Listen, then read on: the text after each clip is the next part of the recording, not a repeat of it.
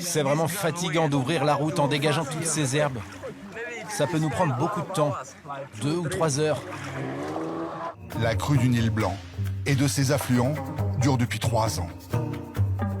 La colère du fleuve a rayé de la carte des milliers de villages. Comme des villes, à l'image de Pagnagor. Seul son centre a pu être préservé in extremis.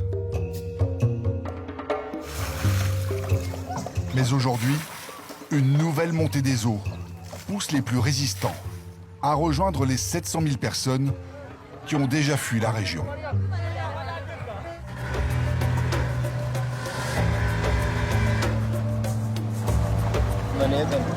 Tout le monde est parti.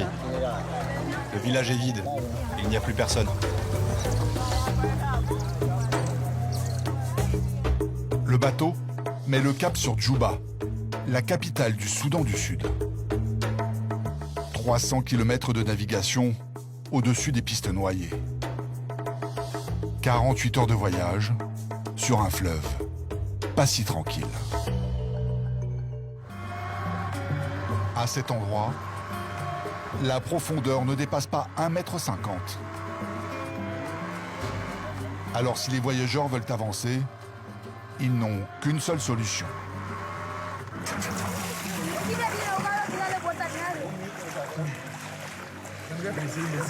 La situation est très compliquée. C'est très dur de pousser. Ça nous demande beaucoup d'énergie. C'est vraiment fatigant d'ouvrir la route en dégageant toutes ces herbes. Ça peut nous prendre beaucoup de temps, 2 ou 3 heures.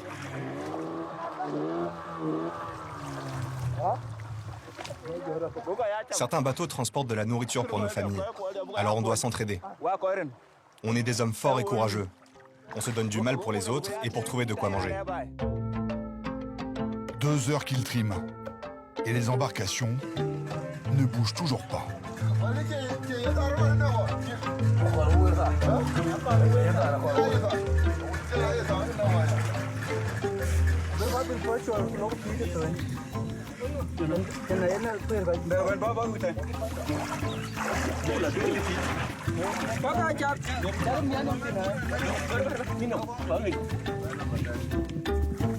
La population n'en peut plus. Chaque voyage se transforme forcément en épopée. Le gouvernement doit nous aider en construisant des digues pour bloquer la montée des eaux. Le gouvernement ne fait rien pour vous aider? On va voir comment ils vont intervenir. Mais peut-être qu'ils ne vont rien faire. Pour l'instant, on attend toujours. Les voyageurs pour Djouba ont mis 4 heures pour arracher le bateau aux hautes herbes.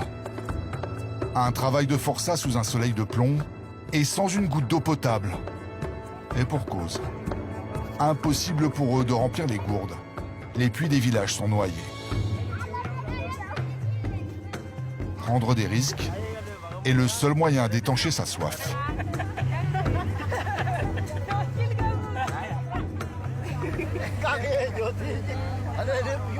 Je n'ai pas le choix. Je bois cette eau même si elle n'est pas potable. Je n'ai rien pour la purifier.